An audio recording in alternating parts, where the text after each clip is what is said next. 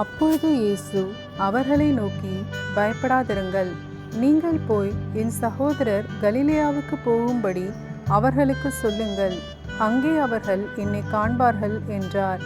மத்தேயு 28 அதிகாரம் 10 Praise the Lord. Thank you, Jesus.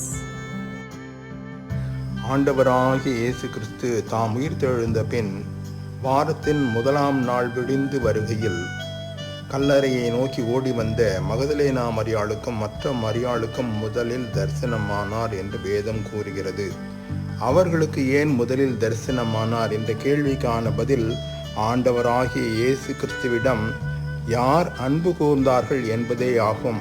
அப்போஸ்தலர்களா, அவருடைய சீடர்களா, அவராலே நன்மைகளை பெற்றவர்களா, அல்லது மரித்து அடக்கம் பண்ணப்பட்ட நிலையிலே ஆண்டவராகிய சரீரத்தை நாடி தேடி ஓடி வந்த 7 பிசாசுகள் துரத்தப்பட்ட மகதலேனா மரியாளும் மற்ற மரியாளுமா?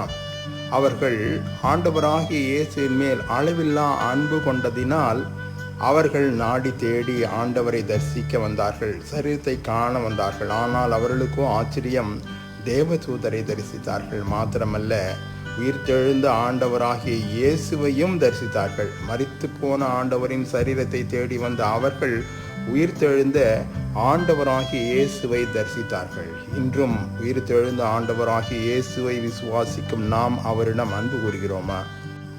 அவரில் அன்பு கூறுகிறோம் என்றால் நாம் அவரை தரிசித்து நடவாமல் விசுவாசித்து வாழ்கிறோமா?